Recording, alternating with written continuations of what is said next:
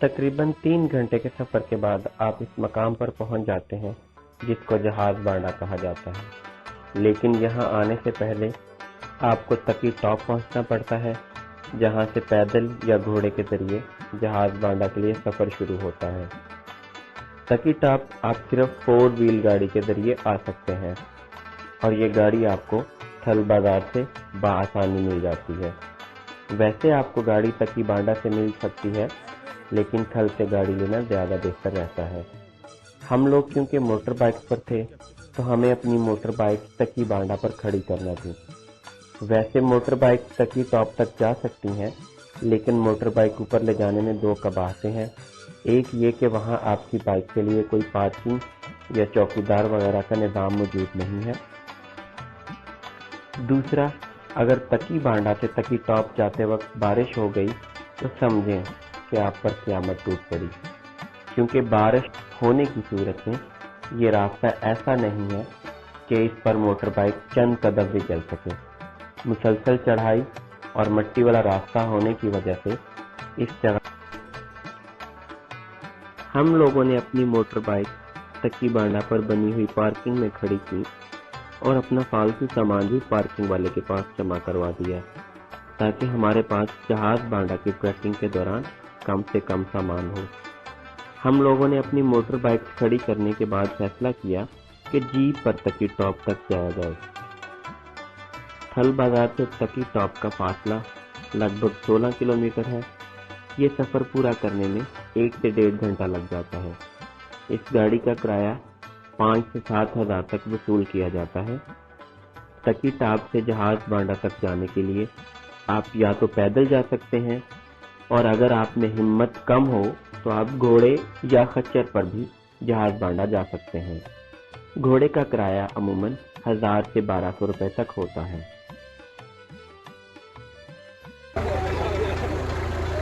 جی ناظرین، ہم لوگ پہنچ گئے ہیں تکی ٹاپ۔ بائک ہم نے نیچے پارکنگ میں کھڑی کی ہیں، اور اس کے بعد پھر یہ پیچھے میرے نظر آ رہی ہوگی آپ کو، یہ گھوڑے کے ساتھ جو جیپ ہے، اس پہ یہ ایکچولی ٹریک تو کوئی زیادہ لمبا نہیں ہے، لیکن ہمیں پہلی دفعہ ہم کر رہے تھے اور کسی نے بتایا کہ یہ 1 سے 1.5 گھنٹے کا ٹریک ہے، اور پھر اس کے بعد 2 سے 3 گھنٹے کا جہاز بانڈا کا ٹریک ہوگا۔ تو اس وجہ سے ہم لوگ یہ والا جو ٹریک ہے وہ پیدل نہیں کیا، تاکہ ہمارے پاس آگے جانے کے لیے انرجی باقی ہو۔ تو ہم یہ ابھی شروع کر رہے ہیں ٹریک جو ہے جہاز بانڈا کی طرف۔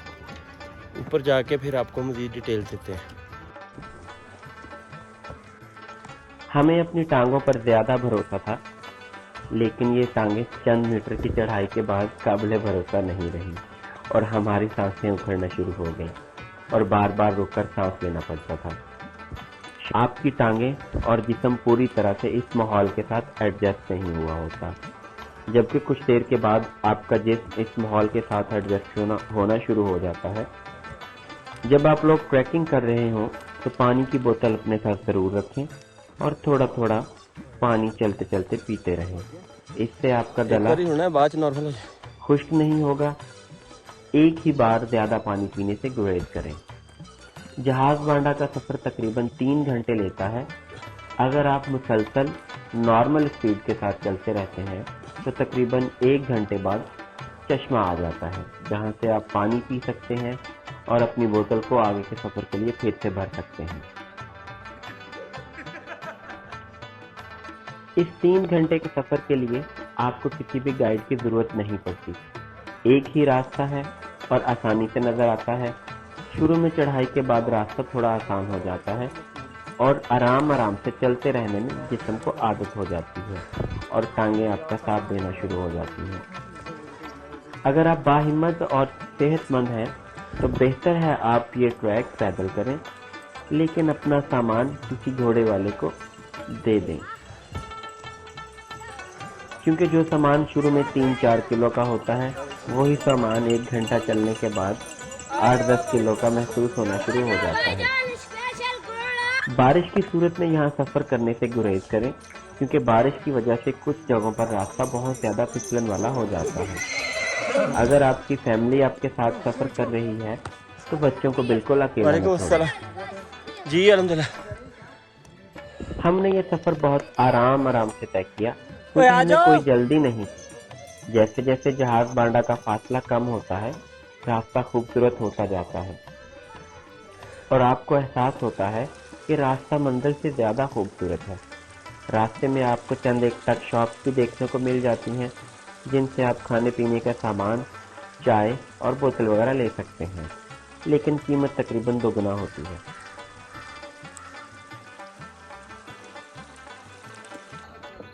یہ جی پیچھے میرا ایک ہر ڈرام دوست آ رہا ہوگا، آپ کو نظر آ رہا ہے.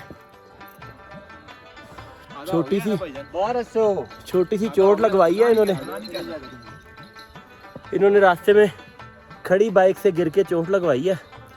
اس کے بعد سے یہ وزن اٹھانے کے قابل نہیں رہے اور یہ میرے پیچھے 2 بیگ ڈلے ہوئے، کھوتا بنایا ہوا ہے مجھے.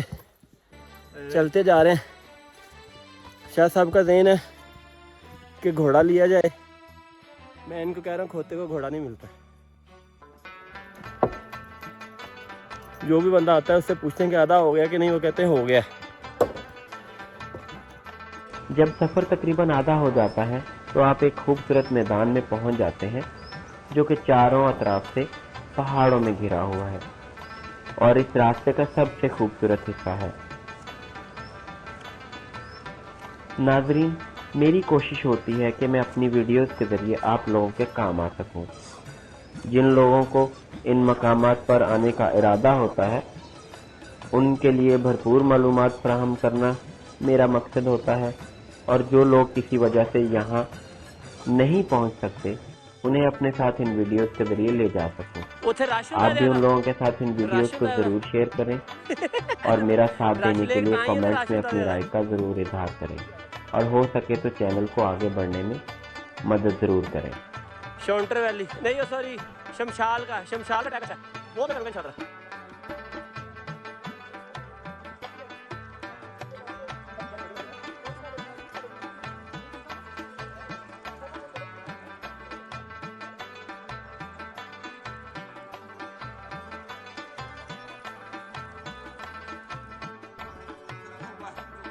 میدانی علاقے کے بعد ایک بار پھر آپ اونچے اونچے درختوں کے جنگل میں پہنچ جاتے ہیں.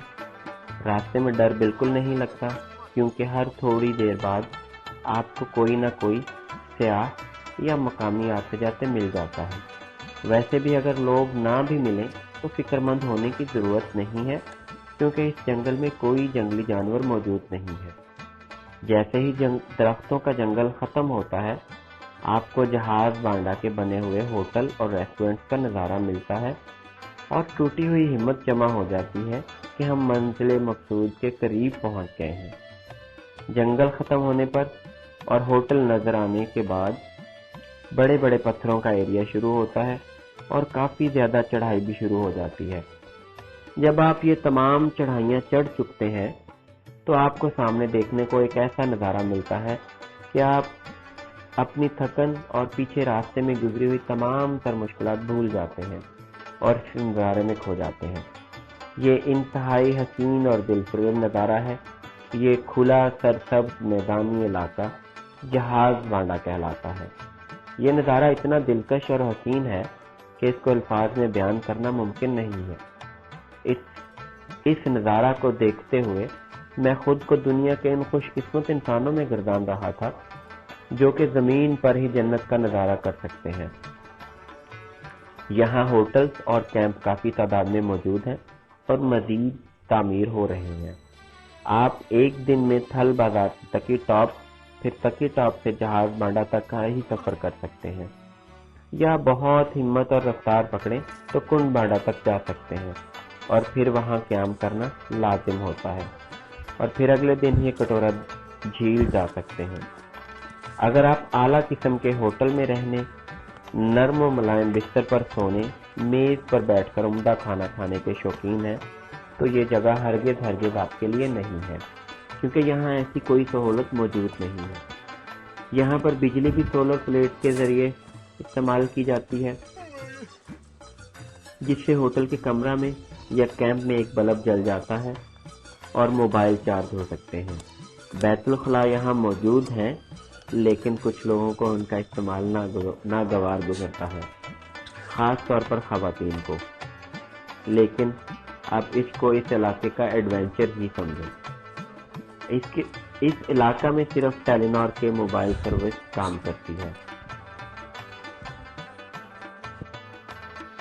جی ناظرین، ہم 2:15 بجے ہم نے یہ ٹریک شروع کیا تھا اور ابھی 5 بجنے والے ہیں، تو اس حساب سے اور کوئی 1-2 منٹ کی ٹریکنگ باقی ہے اور ہم جہاز بانڈا پہنچنے والے ہیں۔ تو آرام آرام سے ہم نے باتیں کرتے، تو ہم نے 2.25 گھنٹوں میں یہ ٹریک کیا ہے۔ سٹارٹ میں ٹریک جو ہے وہ تھوڑا سٹیپ ہے، آپ کو لگتا ہے کہ نہیں ہو سکے گا، لیکن اگر آپ وہ شروع کے 15-20 منٹ جو ہے وہ ہمت کر لیتے ہیں تو بعد میں ٹریک جو ہے وہ کافی آسان ہے۔ اس ٹریک کی ڈیفیکلٹی صرف یہی ہے کہ یہ لمبا ہے زیادہ، یا سٹارٹ میں سٹیپ ہے، اس کے بعد نارمل ہے، تو ہمت رکھیں، زیادہ مشکل ٹریک نہیں ہے، پہنچ جائیں گے۔ پانی ساتھ رکھیں، ایک سپ لیتے رہیں اور بیٹھ کے سانس نہ لیں، چلتے رہیں، سانس لینا بھی ہے تو کھڑے ہو کے لیں اور آپ پہنچ جائیں گے۔ یہ دیکھیں جی، وہ سامنے نظر آ رہے ہوں گے ہوٹل، ہم پہنچ گئے الحمدللہ، باقی پھر اوپر جا کے آپ کو سین دکھاتے ہیں۔ کچھ ضروری باتیں نوٹ کر لیں۔ اس سفر کے ساتھ لیے اپنے ساتھ ہائکنگ سٹک یا چھڑی ضرور رکھیں۔ آپ کو تکی ٹاپ سے درخت کی شاخ کی چھڑی مقامی بچوں سے 100 یا 50 کی مل جائے گی۔ دوسری سب سے اہم چیز ہے جوتے۔ سینڈل یا چپل پہن کر اس طرح کا سفر کبھی نہ کریں۔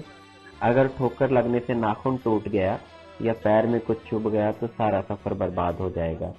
اس لیے بند جوتا لازمی ہے، اور جوتا بھی ایسا جو کہ آرام دہ ہو اور چلنے پھرنے میں تنگ نہ کرتا ہو، یعنی ایسا جوتا جو کہ آپ پہلے سے ہی استعمال کر رہے ہوں۔ نیا جوتا اکثر لوگوں کے لیے ایسے سفر میں وبال جان بن جاتا ہے۔ تیسری اہم چیز ہے پانی۔ پانی کی ایک چھوٹی بوتل لازمی اپنے ساتھ رکھیں۔ ایک چیز یاد رکھیں کہ پانی پیٹ بھر کر کبھی نہیں پینا۔ چلتے چلتے جب بھی آپ کو پیاس محسوس ہو یا گلا خشک ہو تو بس ایک گھونٹ پی لیں۔ جہاز بانڈا کا میدان 2 حصوں میں بٹا ہوا ہے، جہاز بانڈا اور بن بانڈا، جس کے لیے آپ جہاز بانڈا کو کراس کر کے دریا کے اوپر بنے ہوئے چھوٹے سے پل کو پار کرتے ہیں اور بن بانڈا میں پہنچ جاتے ہیں۔